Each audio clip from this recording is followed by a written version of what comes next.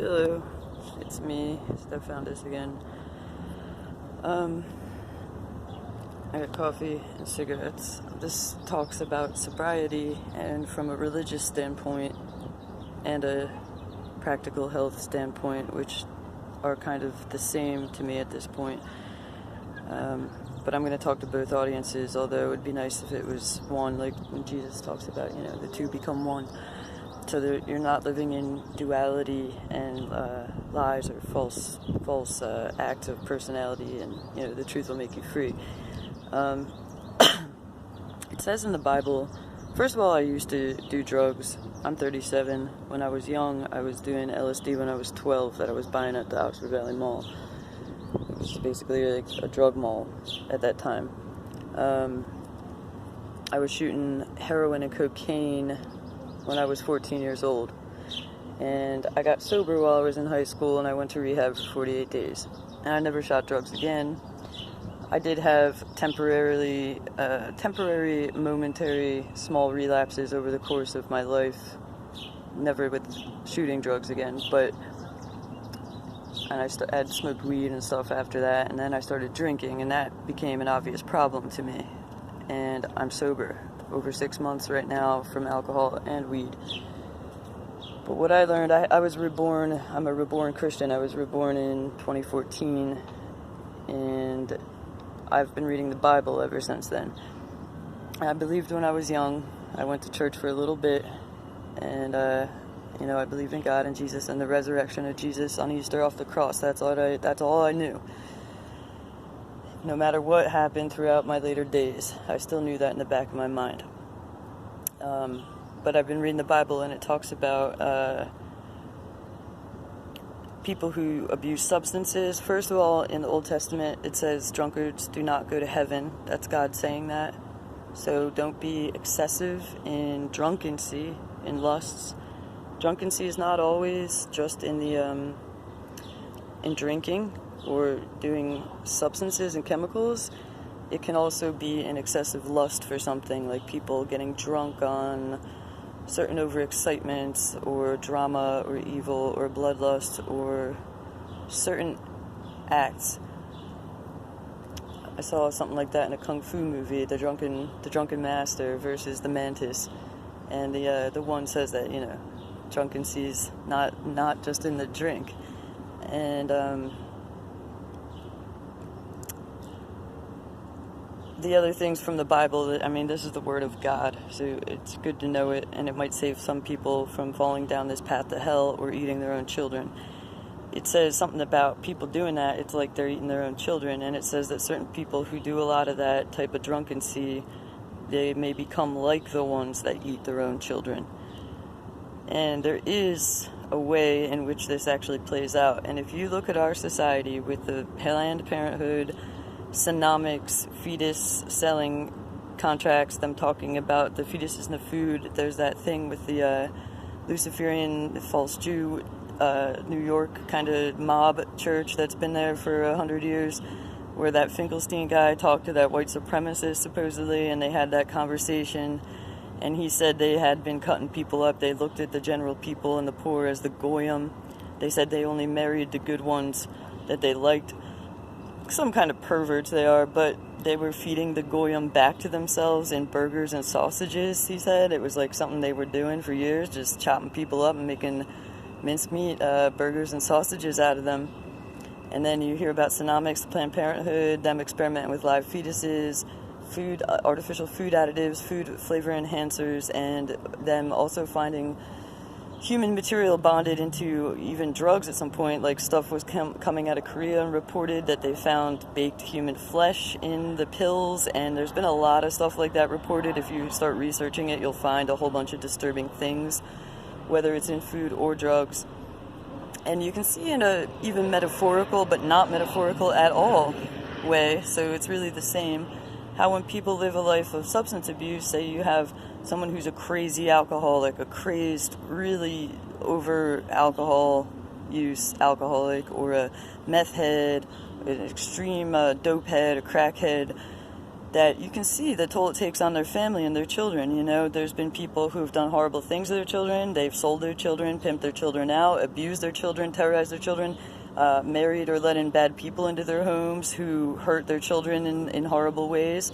And that, you see, it's like eating their life. It's like eating their spirit. It's like dehumanizing them and ruining their lives. So we know that, you know, these addictions can ruin people's lives. Some people like to say, oh, I'm a functional alcoholic and blah, blah, blah, blah, blah. But you notice a lot of those people, too, they don't even have kids. So you see, maybe they have, like, eaten their own children and you see? So I'm going to give a truthful heads up about that. And you can see that there's cross relationships. We live in a world full of drugs, alcohol, substance abuse, pharmacies. This pharmacy stuff is another drug pushing thing. They're very quick to, oh, don't have emotions, don't be depressed, don't be overexcited, you know, use these drugs. You know, why not just work through your emotions, get through the high and the low, you know? God has this one thing where he says, where to the one church in the Revelation, he says, you're not hot or cold. It's to the lukewarm church, and he says, you're not hot or cold. I wish you were one or the other, but since you're lukewarm, I'm going to spit you out of my mouth. So it seems that having hot and cold emotions is part of real life. So again, don't be so quick to just say, oh, I'm this, da-da-da, I need these drugs, you know. It's another drug peddling thing. Look at the OxyContin people. What they did to several years of generations there in a row was made kids a bunch of pill trading addicts, all stealing their parents' pills, trading pills with each other in school, all this. And then how many of them turned into heroin addicts because of the synthetic opioid thing, you know? And that Sackler family got sued, finally. But think about how many other substances there are like that, you know? So that's another problem. So we see all this drug and alcohol and drunkency, and then you got to look around, look at all this food. Go to 7-Eleven, everything, they got these nasty things with sky blue colored gross jelly filling. They're trying to sell kids pops that are just disturbing looking, and candy. None of the candy has sugar in it. It could just be sugar, water, and what is the third ingredient you need to make hard candy or some type of gelatin candy? Probably some type of, I don't know what, something else, but it's not very hard because I looked it up years ago because I was thinking about making some, and it's literally like 3 ingredients. But you see these candies, and it's a list of very strange, questionable things that aren't good for you, artificial sugars, artificial colors, sweeteners.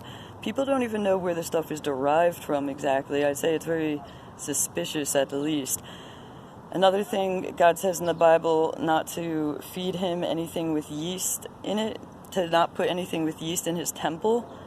Now, if your temple was for God, like you wanted God to enter inside of you, so that it's like the I and I thing is actually in the Bible. It's that, like, once you go through this process, it's like you're inside of God and God's inside of you. Like he says, don't feed me anything with yeast. And there's a book called The Candida Cure, which talks about not drinking alcohol and not eating yeast and over excessive amounts of sugar because it breeds yeast, and generally gives you some advice on some other things. But I would definitely pay attention to that because it has a clear link to religion again.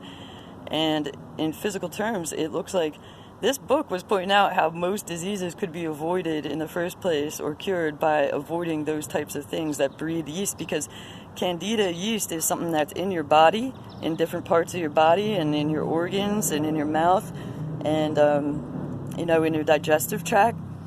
And if it gets out of control, it actually mutates and grows into like a parasitic form of yeast, and it changes its form from a simple form to a parasitic form, and it starts acting like a parasite and like thrashing other things inside of your body on the micro level and hurting the body and doing damage to the body. So alcohol turns into all kinds of blood sugar stuff, and it can cause yeast overgrowth, and yeast itself as an ingredient, isn't that good either. And it's just interesting, I found that in the Bible in the last few months, was that God said not to feed him anything with yeast. That's why the quick bread, if you think about it, the wheat crackers, Triscuits, they don't have yeast in them. That's a really good form of a cracker. But if you look at all this other stuff, it's all ungodly. Another thing I'd say, don't eat pork. On the whole, better off. And it's full of parasites. So, alright, that's it. Try to stay sober. Jesus said, stay sober, stay well guarded, for when the sons of man descend upon you, at which time and day and hour you don't know, it'll be easier to deal with.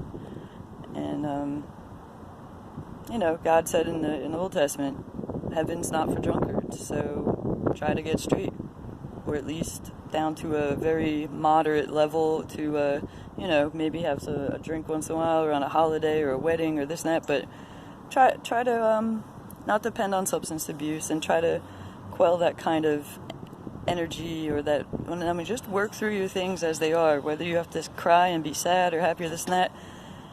God says a broken heart is a proper sacrifice, and he stays close to the brokenhearted. So if you're brokenhearted, just be that way. It's okay. God will be close to you. It also says in the Bible, he heals broken hearts. So, just try to feel through your emotions. It's okay. All right. Have a nice day. Goodbye.